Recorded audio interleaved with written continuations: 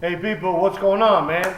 This is your boxing genius from SDNBoxing.com. Like always, man, ready to talk to you about the sport I love, which is boxing, besides baseball. But we're going to talk about boxing, man. By the way, subscribe, man. Subscribe, please subscribe. And let us know whether you like something, you dislike something. If I'm talking a lot of shit, which I'm always going to be doing any old fucking way.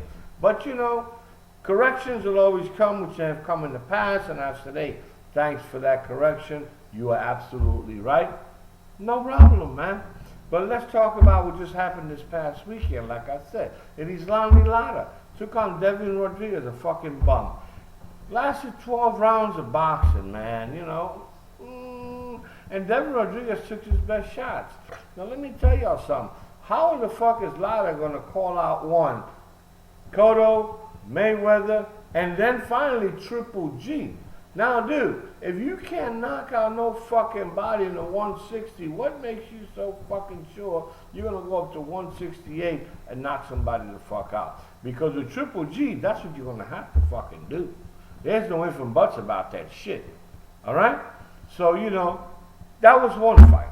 Then, like I said, Showtime, hey, man, they gave some good fights there. Like I said, you guys, Mr. Nicholas Walters, the Axeman, you know, but he lost his title because he went over his 126 featherweight weight limit.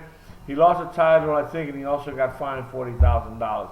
But him and Mariaga, the guy from Colombia, the kid from Colombia, like I said, a good rock and sock combat. It was good, man. It was a good match, you know. This guy, Mariaga, took his best shots, and likewise, like, the Axeman took his best shots, you know. The Axeman is thinking about going up in weight to the 130, but guess what? I don't know. You know, in the 130 weight, you got some competition up there. So, you know, Axeman, Nicolas, you got to watch yourself. You got to be very, very careful. Then you have my boy, the Boricua from Puerto Rico, man. That boy is good. Felix Verdejo. And he injured his left hand, by the way. But anyway, he took on the likes of Ivan Najera. You know, Najera is a good kid, man. The guy was 18-0, if I'm not mistaken, with just 50% 8 knockouts. But the guy took, Felix Verdejo's best shots, if you guys watched the fight. That was a hell of a fucking fight, you know. And it looks like Felix Verdejo is on his way to a better championship than this WBO Latino lightweight title, you know. Like, those are the titles that I say are things that are being made up, you know. But anyway, the kid is moving up. He's great. He's good. And he's somebody to look forward to in boxing, man. That's somebody that we have to follow, man. We have to follow. Then I think you got another Puerto Rican. His name, I didn't know. His name was, he was fighting I think in the same HBO, but he was fighting Jose Pedraza. That was his name, Jose Pedraza. And he had a good fight. He didn't have too much punching power, but it was a good fight. He gave me a good impression, you know. And then you had Dante Wilder.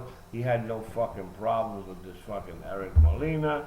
So, you know, that was the way. To me, the best fights, again, was the post fights with Mr. Nicholas Walters taking on Mariaga. And again, my boy from Puerto Rico, Felix Verdejo, was taking on Najera. You know, but again, this weekend, man, this weekend, we have we have the likes of two guys that we all know in the boxing world. But what I don't like about this boxing, match that's going on, is going to be, again, a catchweight. We have the likes now of Adrien Broner taking on Shawn Porter. And we all know Mr. Adrien Broner.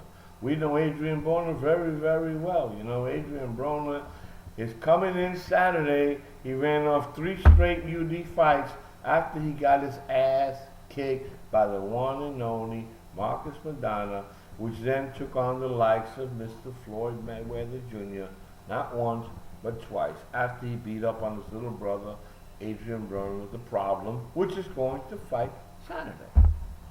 Now, Adrien Broner, again, he has good record, 31 and 1 and with about 22 knockouts.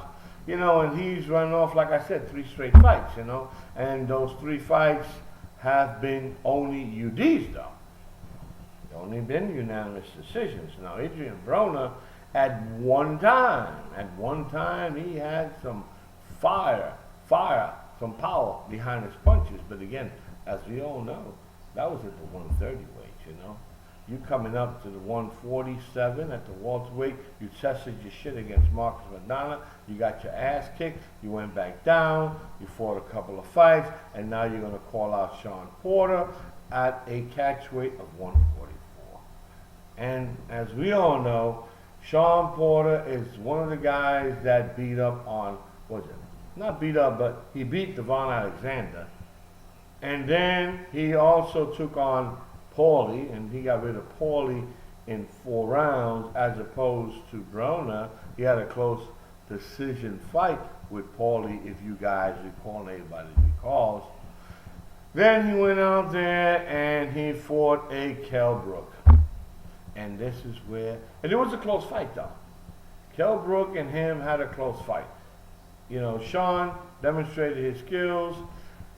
Not too much of the power because you couldn't get a hold of him, because Kell Brook moved around with some good skills and technical skills that he does have. A little bit. Not the best. To me, should not be ranked number 1 or number 2 again in the welterweight division. But again, he beat Shawn Porter.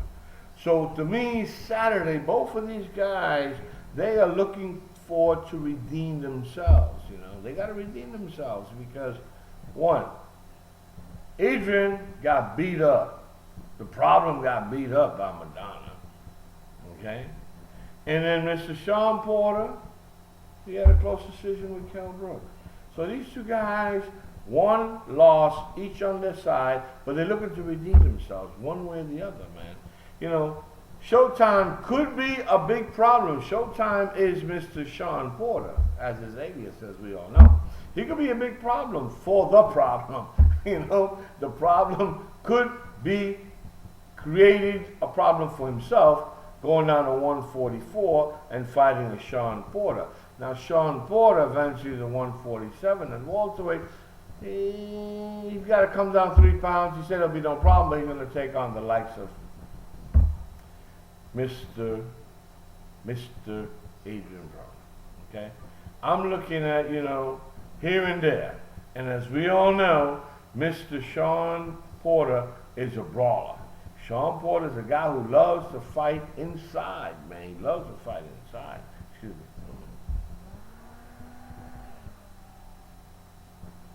He loves fighting inside. He's a brawler. So he wants to get that fight in the inside. He doesn't want to leave the outside. He doesn't want to get out to the middle of the ring, in which Broner can use his jab, his chip jab, works on the jab, his little bit of his technical skills, his boxing skills that he does have, and his little speed here and there, and maybe give Shawn Porter Showtime a problem. But if Shawn Porter gets inside, which I know he's going to get inside, Shawn Porter, all he has to do is look at the videos from what Marcos Maidana did to the problem, Adrien Broner, and you got a blueprint, man. That's the same fucking way you fight, dude. So you should just go in there, don't think about shit. He can't knock you out. Like I said before. He can't knock you the fuck out because all his power was lost coming up in weight. At 130, he was devastated. But now, at 147, or 140 to 147, dude, excuse me, excuse me, guys. You ain't showing nobody shit, man. Problem. You're creating a problem for yourself. So Shawn Porter has a blueprint, and Mr. Adrien Broner, the problem, got exposed by Mr. Marcos Maidana. Likewise, down the other side, Mr. Showtime Porter got exposed by Kell Brook to Adrien, the problem Broner. That he could more or less jab, and stay in the middle of the ring, tie him up, and possibly win the fight. But like I always say, ladies and gentlemen, guys and dolls and kids, man. The only person that could win a fight running his ass off and holding his name is who? Money Mayweather. Anybody else? Oh, excuse me, one more guy. Rigondeaux. Rigondeaux could also do it. But anybody else, man, you're not going to win a fucking fight that way. You cannot win that fight. So, my predictions is, being that Mr.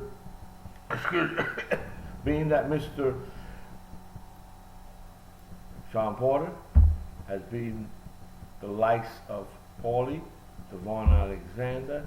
He lost to Kelvin Brook. He now came back just recently, knocked out this one guy. I don't know what the fuck his name is. But anyway, to me, Broner does not like to get bullied, like I said before. He's uncomfortable always with a fighter inside. We've seen that shit with Madonna. Marcus Madonna beat his ass up. I mean, he beat his ass. He outmuscled him on the inside. Porter should be able to do both, okay?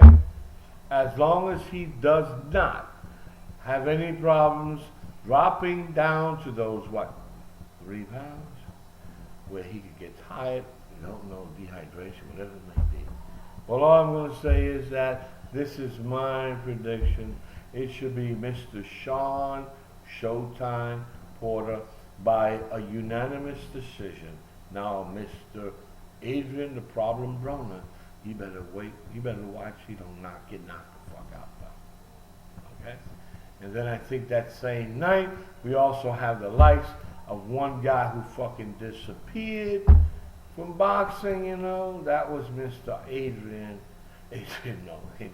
Andre Ward. He's taking on the likes of some dude by the name of Paul Smith.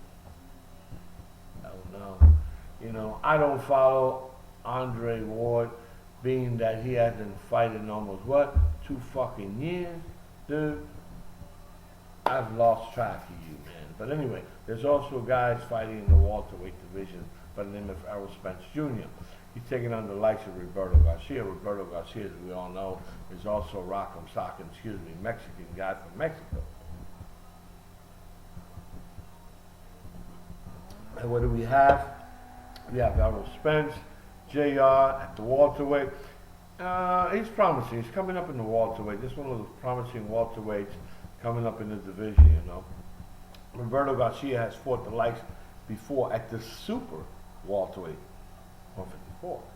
So, he's coming around here to fight. Maybe give this guy a tune-up, okay? So, people, like I said before, just subscribe, man.